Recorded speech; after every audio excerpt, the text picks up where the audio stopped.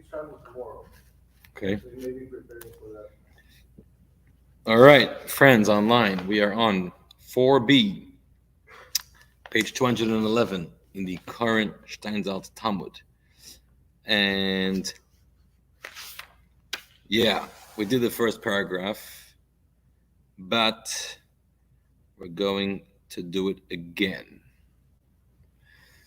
We're going to start from the second paragraph in 211. Okay, we were in the middle of explaining now the next passage of the Mishnah, the law of the villagers. When do they read? Okay, so let's just review quickly. The Mishnah told us the main cities, the main time for the reading of the Megillah is on the 14th. The walled cities and Shushan on the 15th. And the village cities, the villages, which normally have a hard time reading on their own, want to come into the big city to read. So they makdimin, they go earlier to Yom HaKnisa, to a day of gathering, market days, Mondays or Thursdays. So it ends up they could be reading either on the 14th or the 13th or the 12th or the 11th. Yeah? We good? Even the 11th? Yeah, 11th. What was the case for the 11th? Purim falls out on Sunday. Then they're going to the Thursday beforehand. That's the 11th. Not to the Monday after, which is the 15th, because that's an exception for walled cities. Okay, so Elish Akfar Makdim Yom HaKnisa, the Mishnah taught us that the villagers, other people live in villages. Is that what it is? Yeah, I guess. They go earlier to a Yom HaKnisa, a day of assembly in the town. Amar Rabbi Chanina taught. What's the reason for this takana? The sages were more lenient about the villages. They can read not only on the one particular day, but any day that's nearby. To come earlier on a day of assembly, in order that they should be available to supply food and drink to their brethren in the city. Right, we went through this at great length, but here it sounds like that we want them to be available, not working on Purim or not busy going to hear Megillah on Purim, because they're the ones that own the farms and the fields, and they have all the goods that the people in the city want for their Su'udah, for their feasts and other Purim festivities. So, to make them available, we allow them to hear Megillah earlier, and they're available on the 14th to work and help supply the main cities. Right? In other words, let's just summarize. Who's this institution made for? Whose dignity are we trying to protect over here? The main cities. Okay? That's the assumption. So the Gemara says, does this mean to suggest, according to Rabbi Chanina, that this was all an institution in order to benefit the members of the city? I'm going to bring you proofs from our mission, in fact, that it doesn't seem like it's for the benefit of the city people, but rather it's for the benefit of the villagers themselves. What's the proof? So the first proof the Gemara brings is from one case of the Mishnah.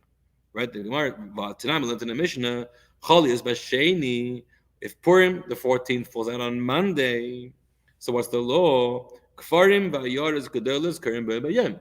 So the main cities, regular cities, read on the 14th, of course, and the villages read when? On the 14th. That's a Yom HaKnisa, it's a day of assembly, so they can read on the actual Purim, right? Just the walled cities go to the next day, the 15th. Now hold on a minute. If the whole point of making the villages read earlier is in order to free them up so they can be available to supply produce to the main cities, Vim Isaf, that's the point. Why don't we make them go to the Monday before? The Thursday before, which would be the 10th of Adar. Because we want them to be available to the city people on Monday when it's Purim. Isn't that the point of Rabbi Chanina's teaching? So the Gemara answers, okay, that's not a good refutation to Rabbi Chanina, because Havalu Asara, that's already the 10th, Asara, that's a kind of Rabbanan, and we already established based on verses earlier that the earliest degree in Megillah is the 11th, but not the 10th. So in other words, it could be, and Ryan, in a moment, I'm going to tell you where we're holding. We're on page 211, fourth paragraph. It could be that Rabbi Chanina is still correct. And it could be that the reason that the villagers read on the earlier days in order to make them available for the city people. If Purim falls out on Monday the 14th, why am I making the villagers go to the Thursday before on the 10th? And the answer is a technical answer that we learned from Psukim that the 11th is the earliest you could read, but not the 10th. So for that year, it won't work out that the villages are available to the city people on Purim itself. Okay, let's bring. Yeah. Do we learn that the 11th is the earliest that we can go because it's the 11th, or because it works out that way that if you move backwards from? So now you're asking me to remember something from 3 months ago. Pretty much. But yes, the answer is it's because of the no. What was the pasuk that we had? Yomim, Kayomim. Yeah. So from the whole limud, we learned that there's 2 extra days over the 14th, and we learned that the 13th does not need a special pasuk. So the only 2 we add is 12th and 11th. We can only add what is hinted to in the pasuk. We don't have any such. We can't stretch it more than the 11th. So far, no question, no valid question yet. But the Gemara attempts another question. Tashma, I'll bring you another passage from our Mishnah. What about the case Chodesh B'Chamishi? If Purim falls out on Thursday, so again, what's the law? Kfarim, Vayarz Gedolos, Karim B'Bayim, both the city people, unwalled, and the villagers read on Thursday, the 14th, the day of assembly. Vim is, and according to Rabbi Chanina, the whole point of bringing the villagers earlier is for the benefit of making them available to the city people. Then the villagers should read when? Monday, which is the 11th. 11th is fine, right? The Acharasahu is the 11th, and the 11th is fine. And that would make them available on Thursday to serve the city people. So the Gemara gives an answer which you just have to accept. Remember, to introduce this answer, a lot of what we're dealing with here is rabbinic law, right? None of this is biblical law. It's all rabbinic law. And they established certain ways to celebrate Purim. And they established, based on the Megillah, this already comes in the Megillah, Purim is the 14th. And we have an establishment that the walled cities are the 50th. And then we got into allowing the villagers earlier. And we're learning it out from the Megillah. There's certain hints in the Megillah, but the truth is it's all just a rabbinic institution. So when the rabbis created their takonos, their enactments, it was made with certain principles, certain guidelines. And sometimes this is just the way it is. That's how they established it. So the Gemara here answers, based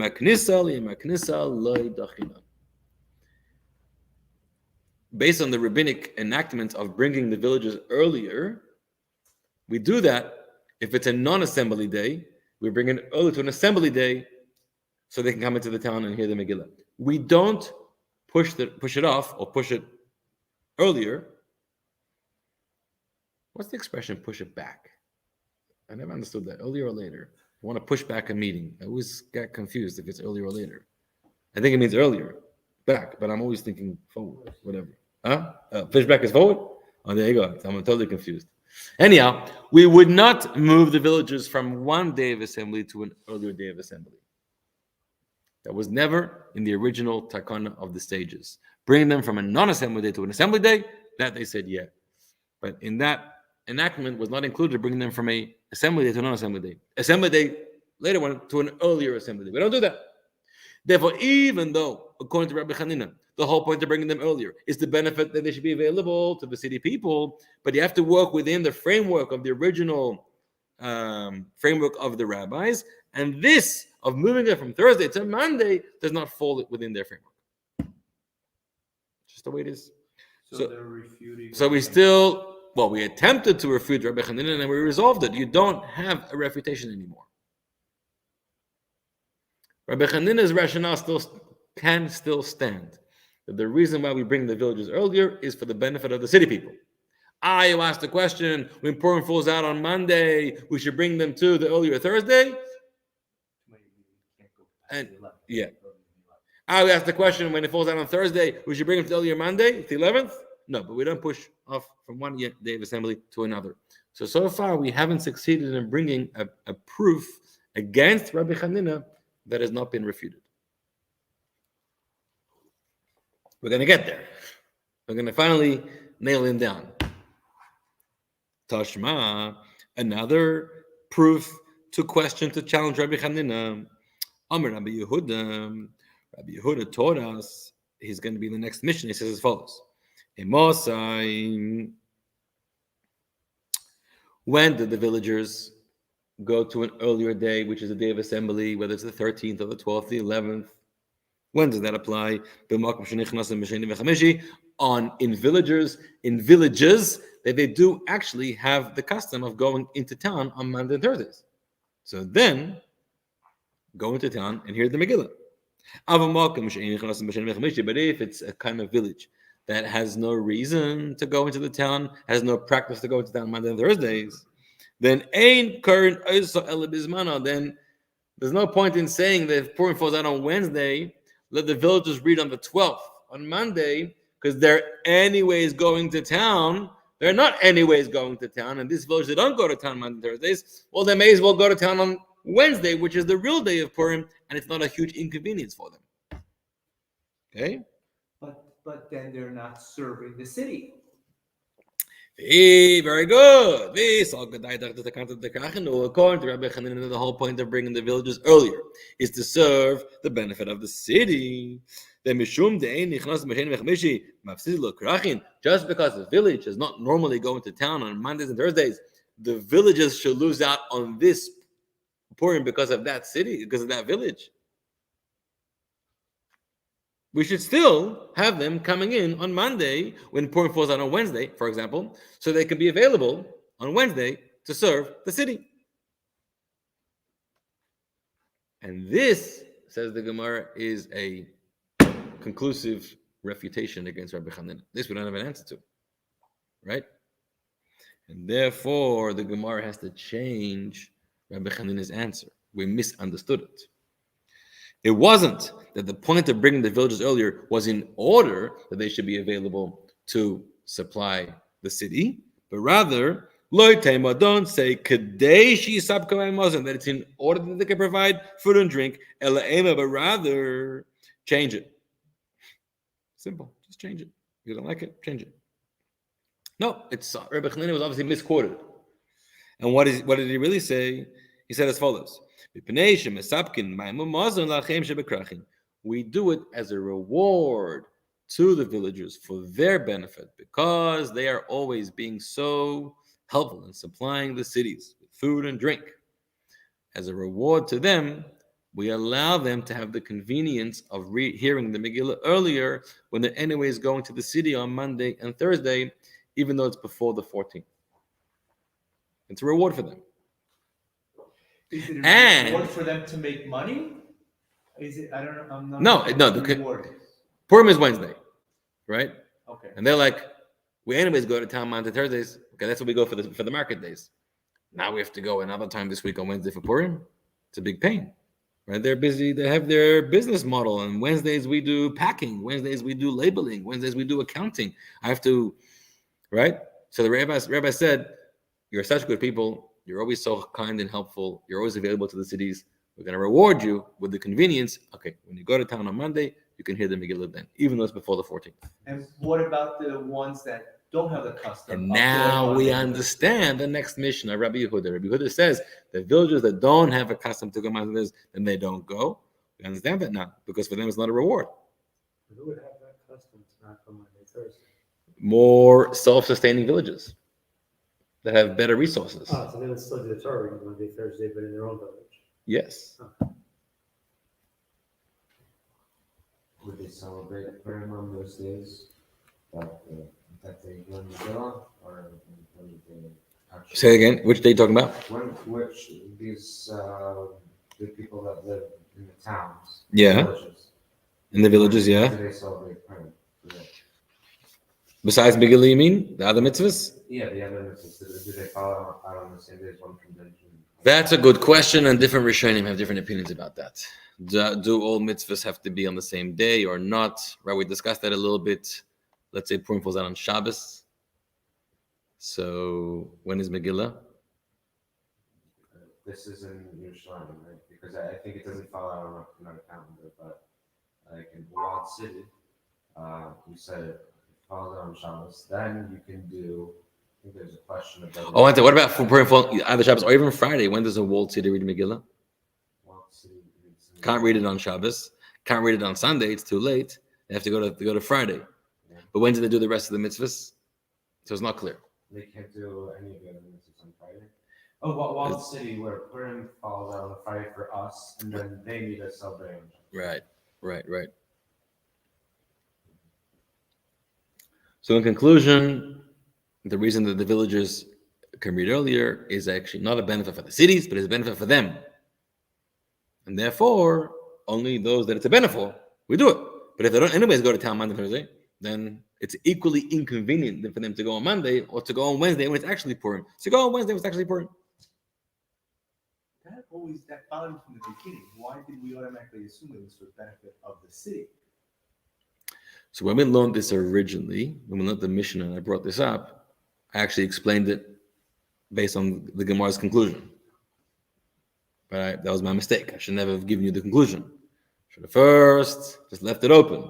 And they come to the Gemara. And then Rabbi Chanina's opening statement. That's for the benefit of the city people. And then we'd appreciate the whole pattern of the Gemara. The Gemara has all kinds of questions. This work, and then the final question refutes it. And then we have the resolution. So that wasn't actually part of the Gemara earlier on? No, that was Mishnah. Rashi quotes it on the Mishnah, but Rashi's bringing from the Gemara later. Rashi learned the Gemara already. When did Rashi write his commentary? Probably he first had to learn the whole Gemara at least once, or more than once. And then he can write. He knows what's coming. Right? Okay, we good? We good? Weiter. Okay, here comes an interesting question. And before this next passage, I want us to go back to the Mishnah for a moment, just so we can understand it. Gemara is going to ask a strange question. Go back to the Mishnah, page 195. Look what the Mishnah said. Megillah can be read on the 11th of Adar, 12th of Adar, 13th of Adar, 14th, and 15th of Adar. Yeah, that was the opening law of the Mishnah. Then the Mishnah said that the villagers read earlier on a day of assembly. Second paragraph. And then the Mishnah enumerates it. It says, if the 14th falls out on Monday, then as follows. If it falls out on Tuesday or Wednesday, then as follows. Third day, Shabbat, etc. Okay? Did you notice anything strange? Monday, Tuesday, Wednesday, Thursday. Doesn't say Friday. Okay, who said it can? Well, it does, by the way. Choli is Erev Shabbos. Middle of the second last paragraph. Okay.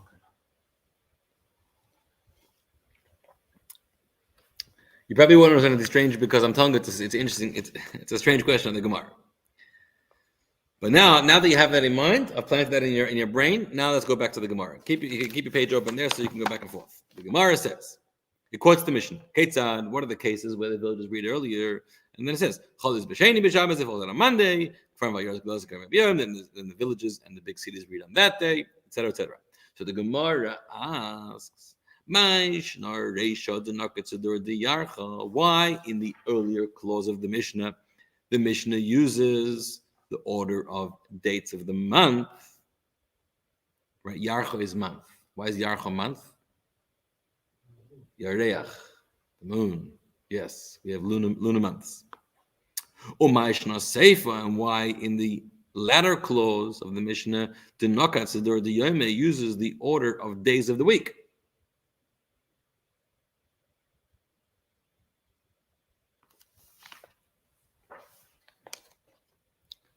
Days of the month and the days of the week.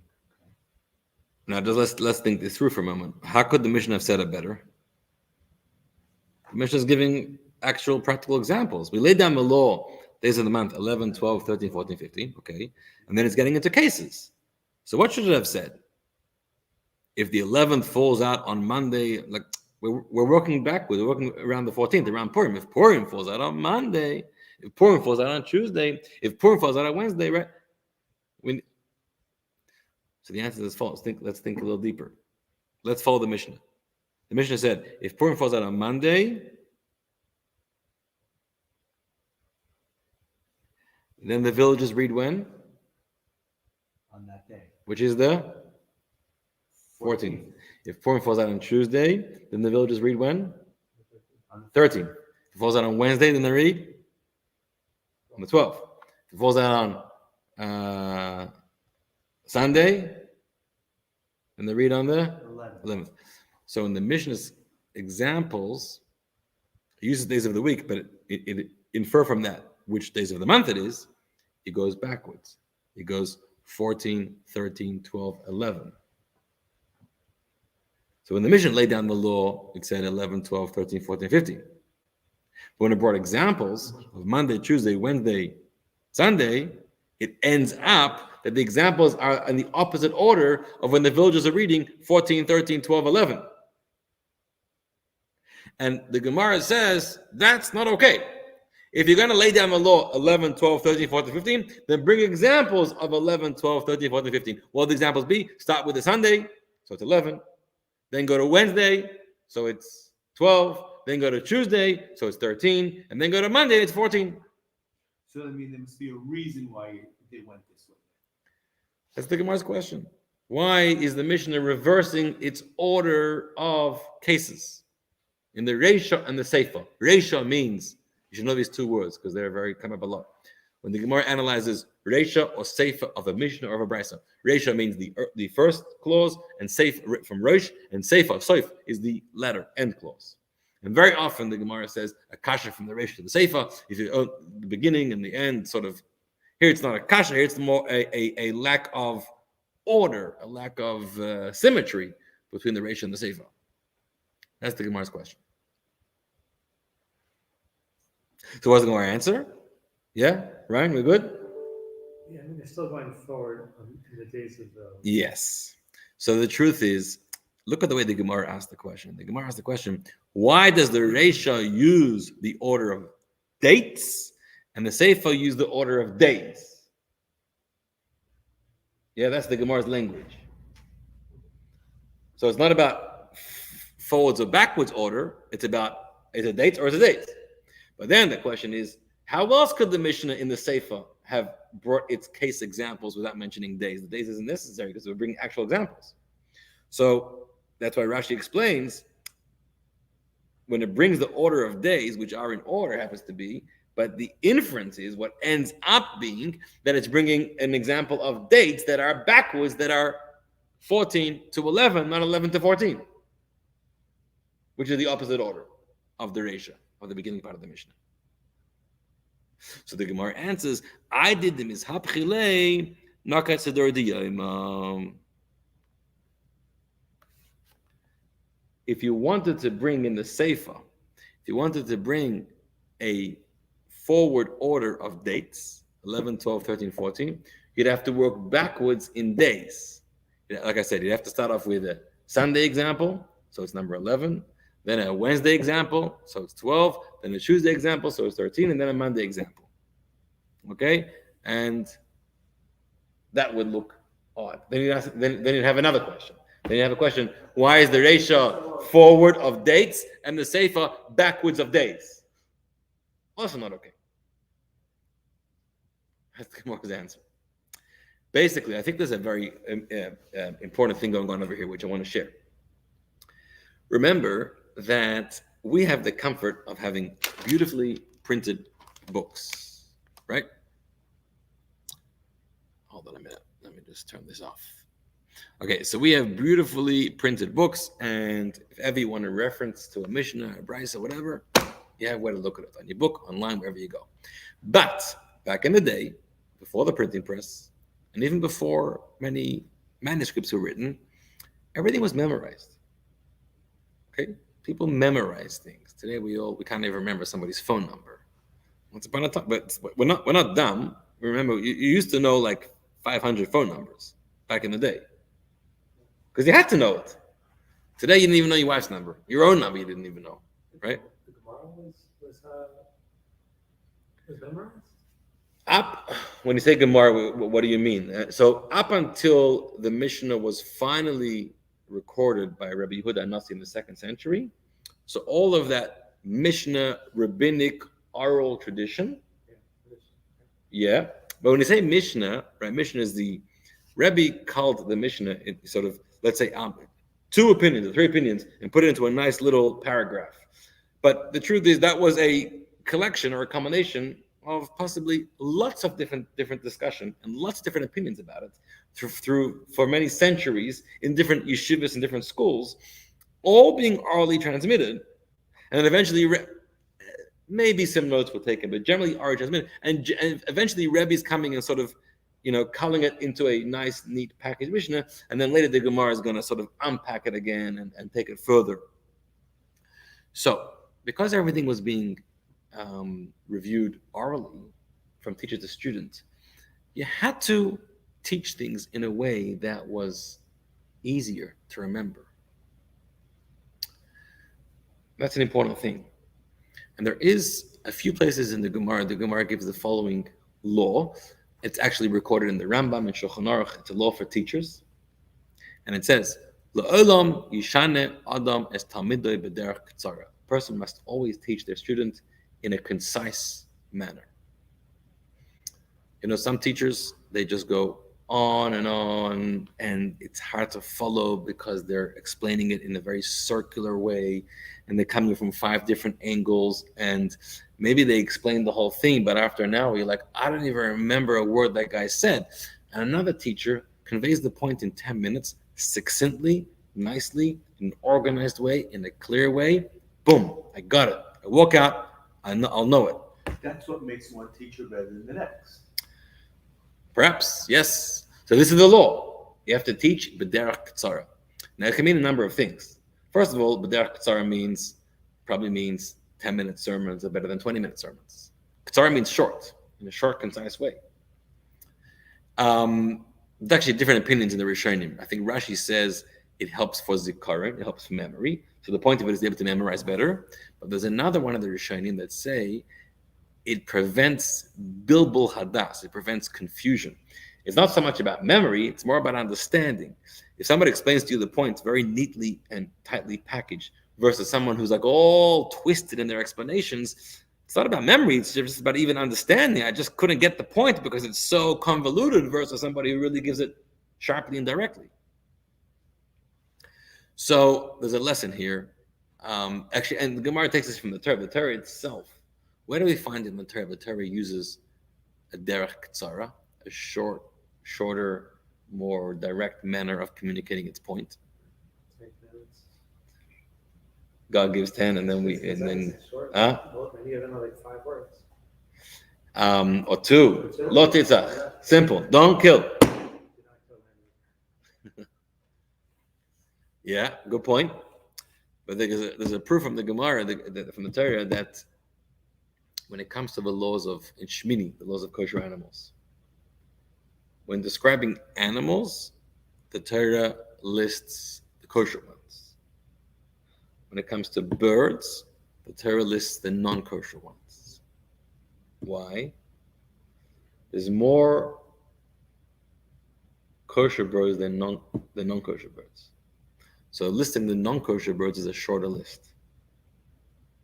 So if I want you to understand the law, and either you memorize more kosher birds or less non-kosher birds, I'm going to give you the shorter version.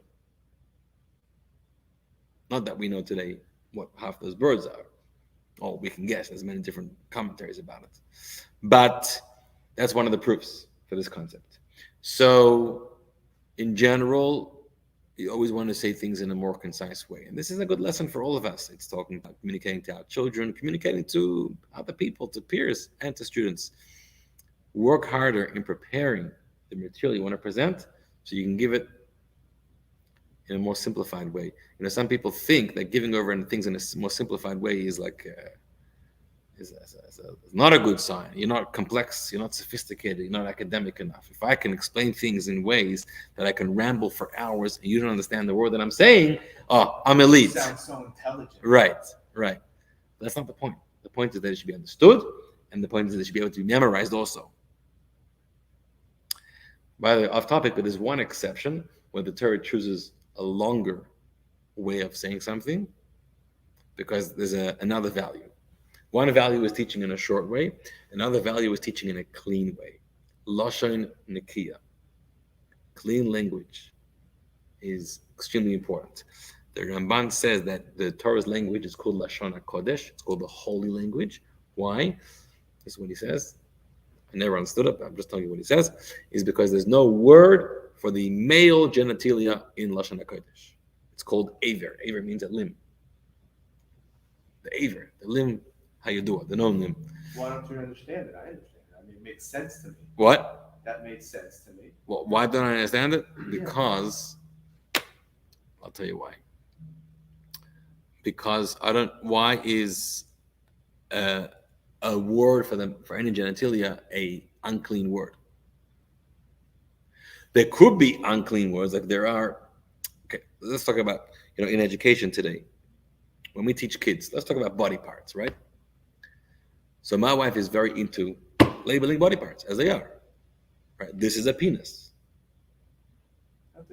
Huh? Privates. So there's different schools of thought nowadays. Some people say, let's talk about the private parts. But especially nowadays when we're really, really conscientious about protecting our children, and you have to give them language and you have to give them abilities to define and describe so they're protecting themselves and no one's getting near them, etc. So there's a lot of psychologists, they talk about it, that we have to give our children a proper understanding of their bodies in a clean way, in a respectful way, in a anatomical way. Now, of course, there are other words that are used for these parts that are scum words and curse words and unclean words. Got it. Of course not used. But if it's just a clean word, anyhow, we're not going to get off topic at a separate discussion. But the point is,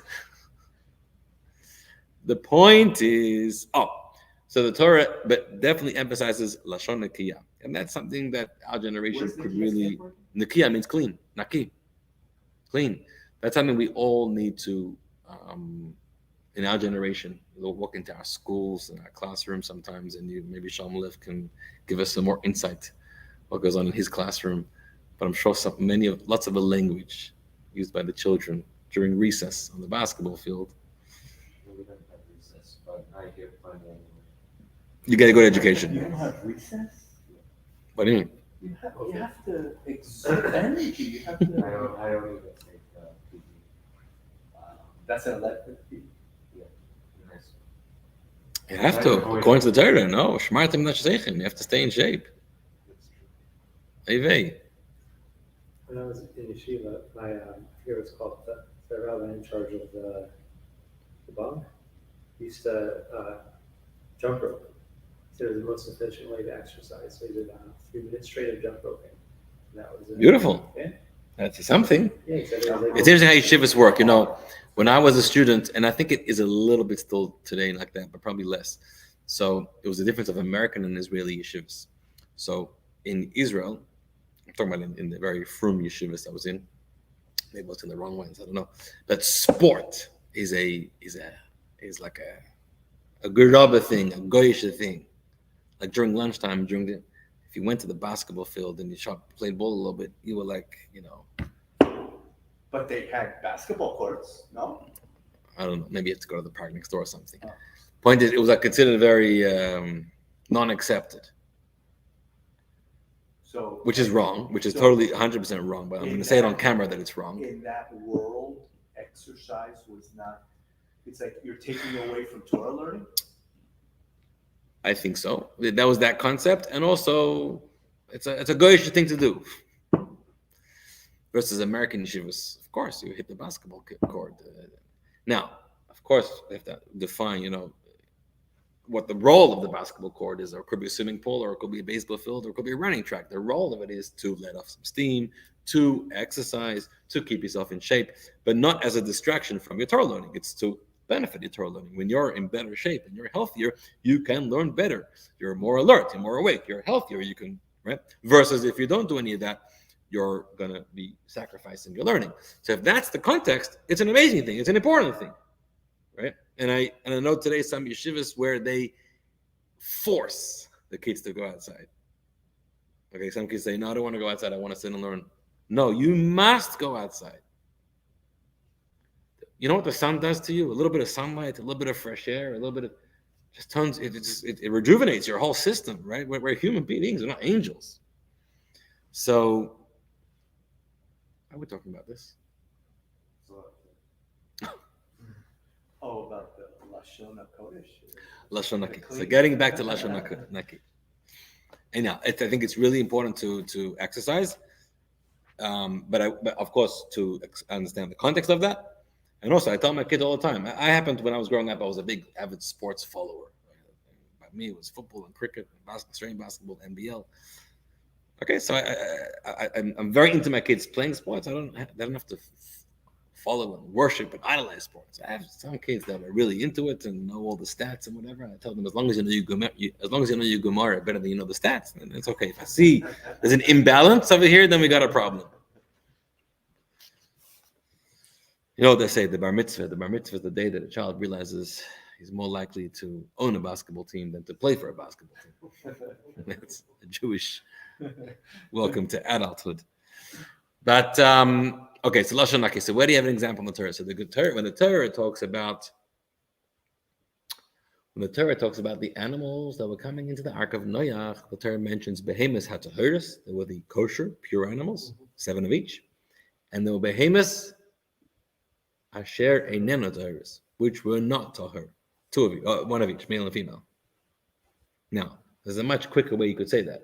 Instead of saying behema asher eineno tahira, the animal which is not pure, you could have said behema tamea, the impure animal. Tamea is 4 letters.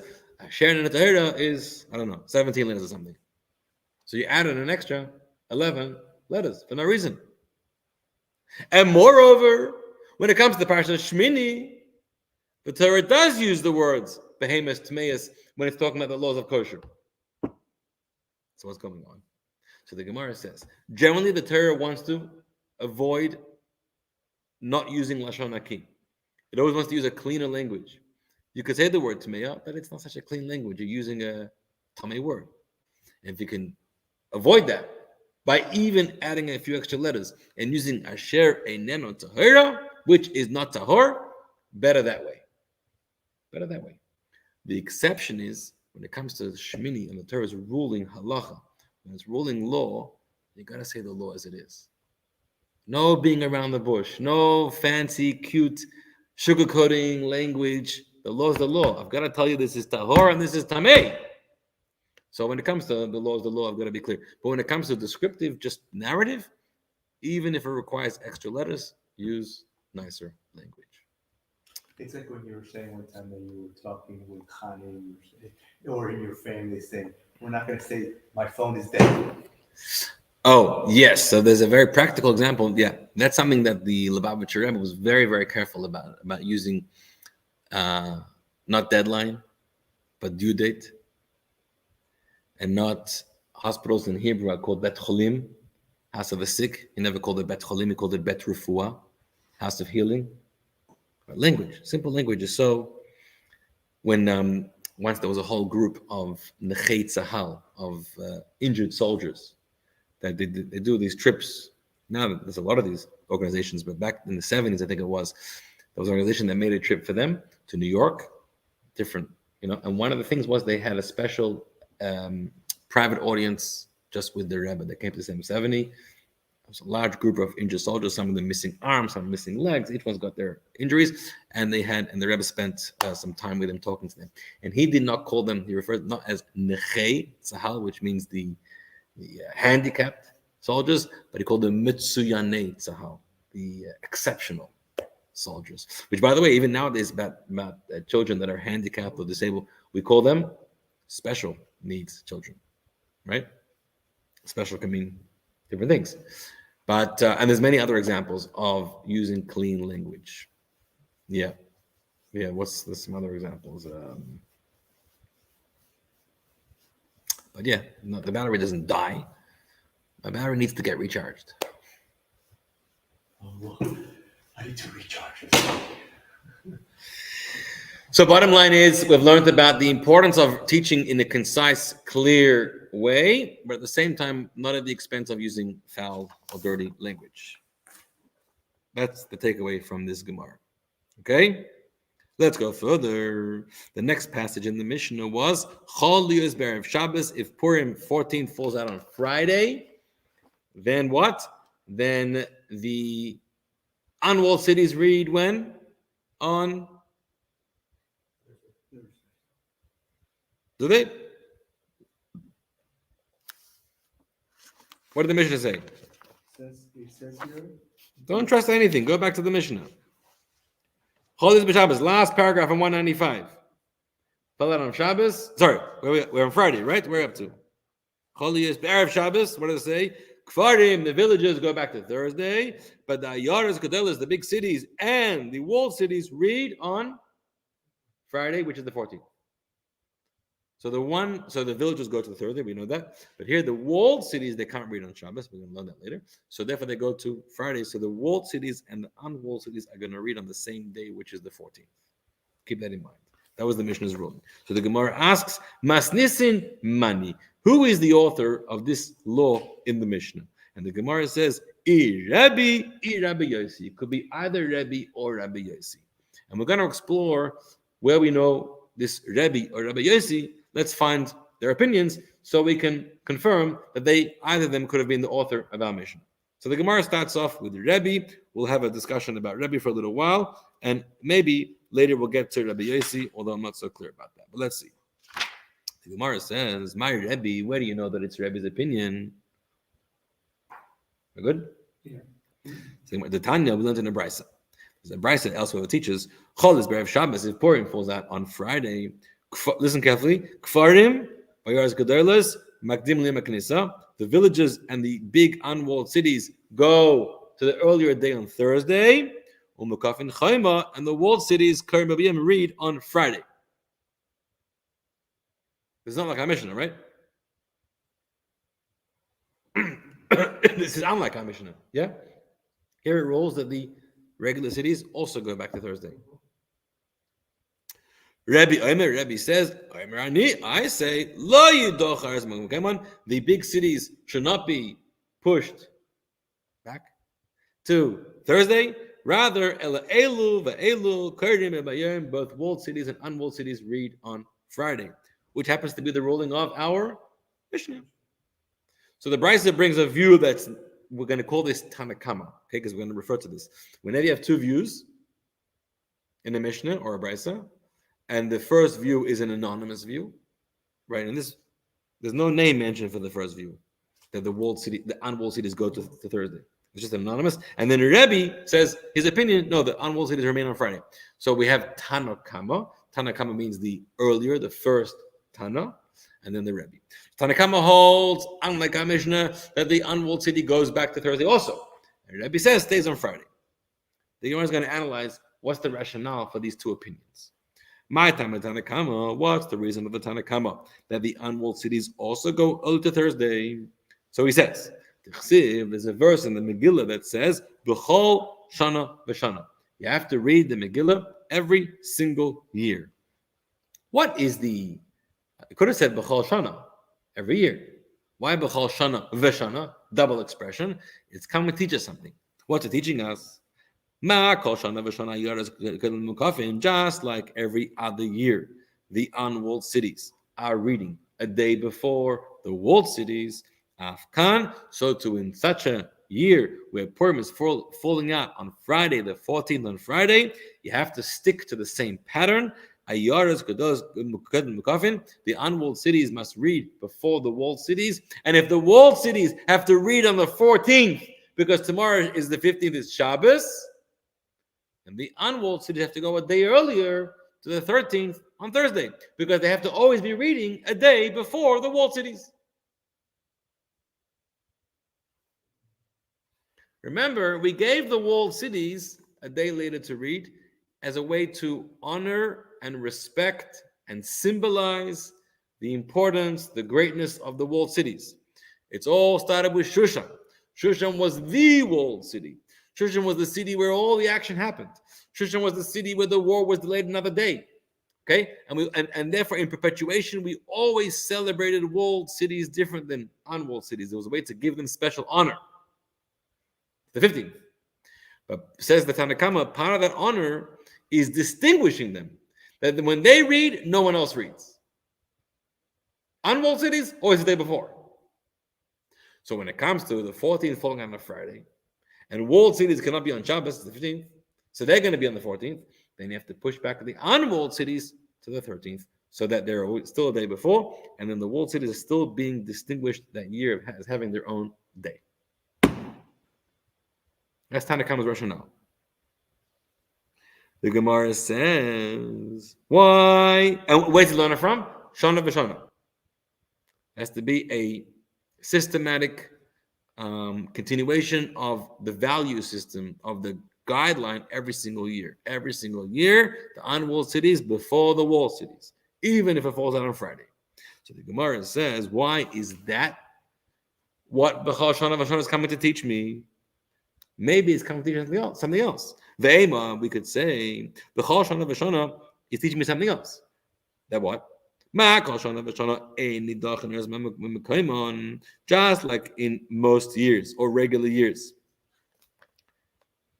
Regular cities, unwalled cities are never pushed off from their day.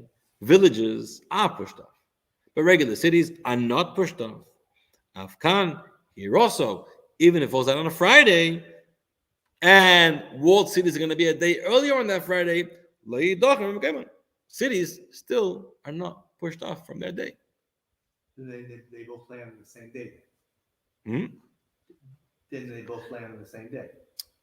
Right. So in other words, just to explain, there's two values going on over here of B'chal Shana v'shana, but the two are in conflict with each other. B'chal Shana v'shana could either be teaching me, just like every year, unwalled cities are a day before a walled city, has to be that every year, even when it falls out on Friday. That's one value. Or B'chal Shana v'shana is teaching me, just like walled cities are always fixed, just like unwalled cities are always fixed on the 14th. They don't go earlier like villages do. So too every year, even if it's the Friday, they always stick to their day. What? Villages we were flexible, but unwalled cities always on the 14th. Now, the two of these conflict each other when it comes to Friday, right? And that's our two opinions over here. Tanakama and Rabbi are each choosing which one to prefer. So Tanakama said his explanation is because he holds of the value of the unwalled city being a day before the walled city. The Gemara asks, maybe it means that an unwalled city should always be stick to its day. So the Gemara answers, Tanakama answers, Shani hacha d'li'efshar. It's true that there's a nice preference for unwalled cities to be always on the same day, the 14th. But in this scenario, when Purim falls out on the Friday, lo yefshar, it's not possible to uphold that value. It's not possible to have unwalled cities reading on the 14th. Why is it not possible? Because they have to be a day before the walled cities. So it's more important that they follow. He learns that B'chal Shana v'shana teaches me it's more important to uphold the value of unwalled city being a day before walled city than to uphold the value of unwalled city always being on the fixed day of the 14th. Versus Rebbe will say the reverse. Rebbe, my time, what's Rebbe's opinion? B'chal Shana v'shana, what B'chal Shana teaching me? Ma'kol Shana v'shana, just like in most years, unwalled cities are fixed to their day of the 14th. Afkan, so too when it falls out on a Friday, that it should not change, and they should continue to read on their day, which is the 14th. The Gemara says maybe Ve'ema I could say the other teaching. Maybe B'chal Shana v'shana teaches me Ma'kol Shana v'shana Yaros Mekayim Kafin. Just like most years, unwalled cities come a day before walled cities. Afkan, so too it falls on a Friday. Yaros Mekayim Kafin. Unwalled cities should be a day before walled cities, and we should push the unwalled cities to Thursday to keep them with the other value of being a day before a walled city. Was Rebbe answer? Shani no, doesn't work over here. Why? It's not possible. Most years it's possible to have the unwalled city a day before a walled city. But on a Friday, it's not possible to have an unwalled city a day before a walled city. Why is it not possible? Because of the other value. The value that says that an unwalled city has to have its fixed day of the 14th always. On Friday, walled cities are also going back to the 14th. So unwalled cities won't be a day before? No. What should I do? You have to stick to the day. So each one is using one of the limudim, one of the teachings. And when being confronted with the other teaching, they're answering, Lo yefshar, it's not possible. What should I do? I'm stuck to the other teaching. And that's the debate between Rebbe and Tanakama about how to interpret B'chol Shana B'Shana. Is the primary value that the unwalled city should be a day before the walled city? Or is the primary value that the unwalled city should have its fixed day of the 14th always? And if the 14th lands on Shabbos? Doesn't happen. Oh, it does happen actually. In the Mishnah's times, it doesn't happen anymore. The Mishnah. What did the Mishnah say? Then the Mishnah said we go to the Thursday. Remember? No, but according to that, the 14th, you cannot change the 14th. For the village. No, for the unwalled cities. For the unwalled cities. It's still read on the 14th. No, not on Shabbos. They also go to Thursday. They didn't even go to Friday. They go to Thursday. Remember? That rule. So that's a really good question. That's going to be Rabba's fault. Rabba's the one later that says he can't read Megillah on Shabbos. It's Rabba's going to have to deal with that because of the decree he may be carrying. So yeah. Even according to Rebbe, with that value is so important, you found a place where it doesn't work. So then you have to use the Tanakh. Wait, so who do we follow nowadays? Rebbe? So our Mishnah, Rebbe is like our Mishnah. Our Mishnah said that it falls out on Friday. Unwalled, read on Friday, and only villagers go to Thursday, which is like Rebbe in the Brisa. The Tanakama of the Brisa said that the unwalled go to Thursday also because they have to be a day before the walled. And Rebbe said no. Either way, if the Shabbat one doesn't go against the second one because either way you're not reading it on Shabbat, I assume. Well, that's Mari's question. Why? So yeah, it's a unique gezer of its own. It's a special law that was made. I wonder when it was made, meaning When they established the calendar. No, when they established a calendar, then Purim can no longer fall out on Shabbos.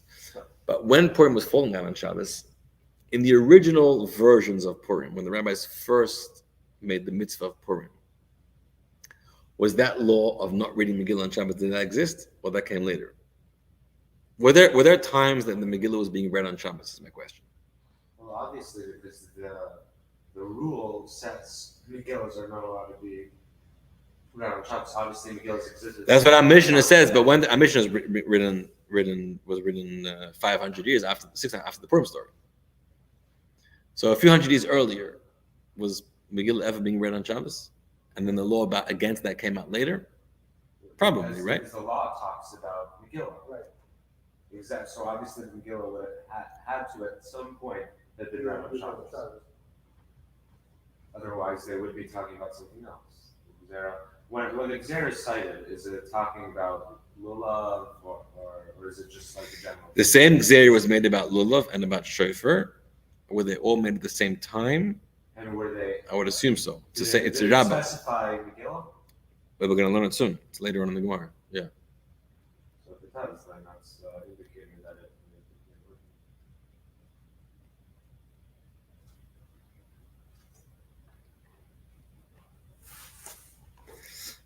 Should we get into Rabbi Yossi? Oh, no, we're not going to. We can do it quickly.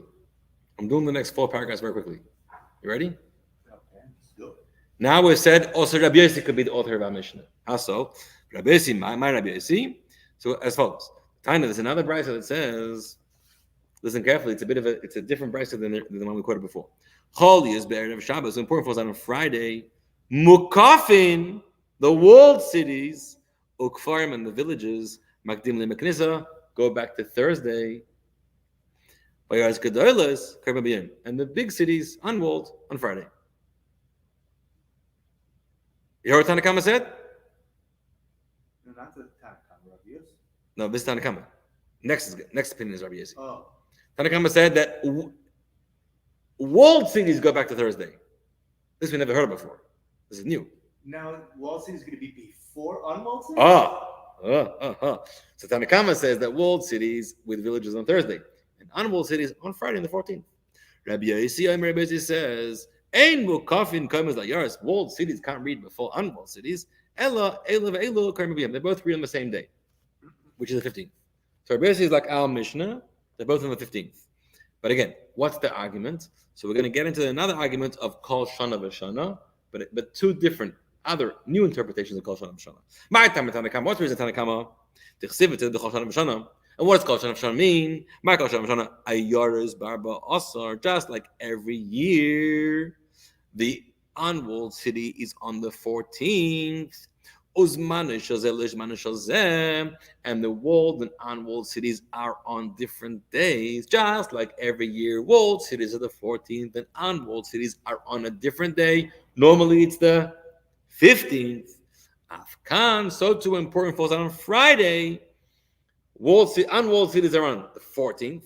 Walled cities cannot be on the same day, but they also can't be on the 15th because it's Shabbos, so they have to go to the 13th. Because there's a principle that says every year, walled cities and unwalled cities cannot read on the same day.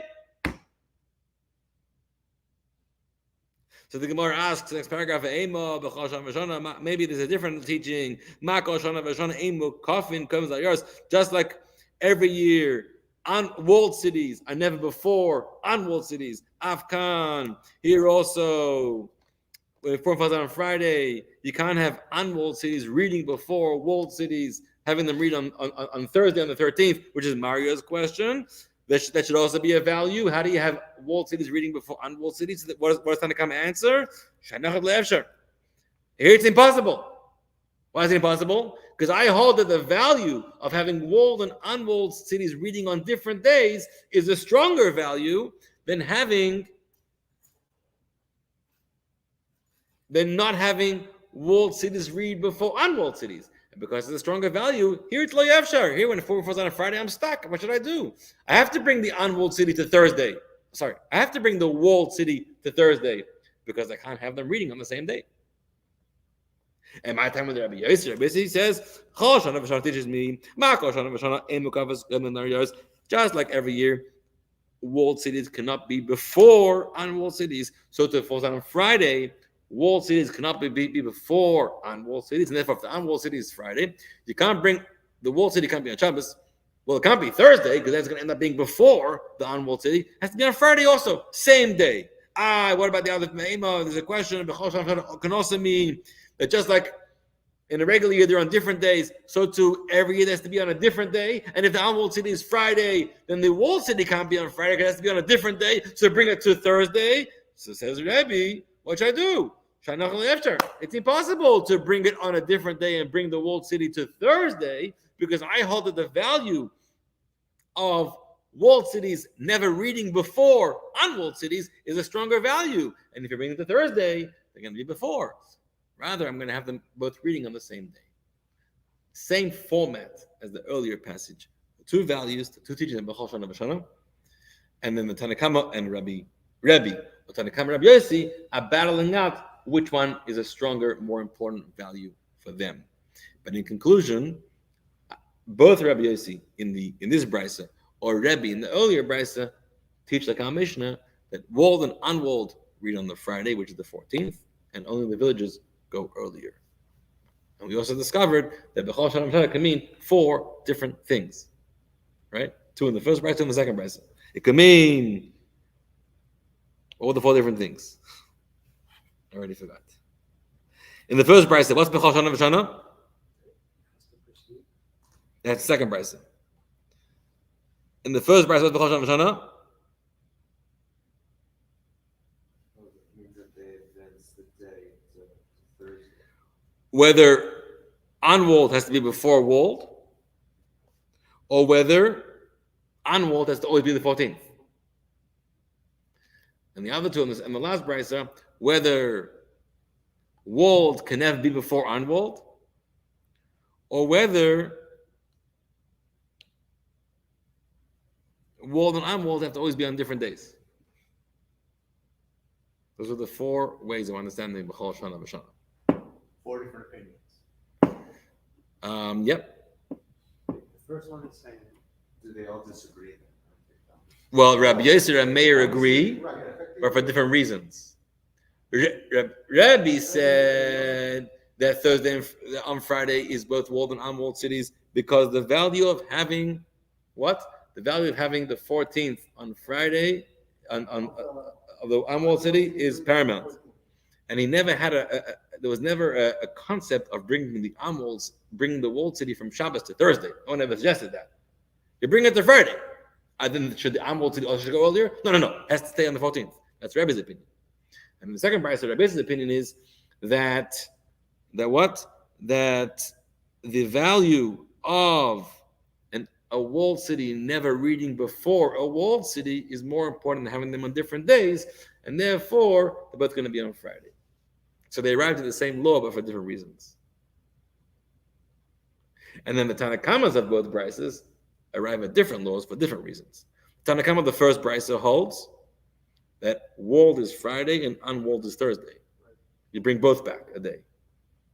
What was his value? His value was that unwalled has to always be before walled.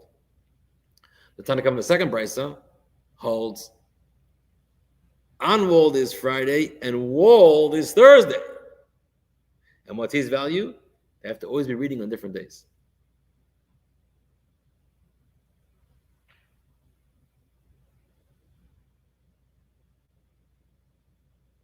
So there's 3 different opinions, but 4 different reasons. This is why I need my whiteboard to make a good chart over here. Shine. Did we get a little clever today? And why is it? It was like an automatic assumption that we read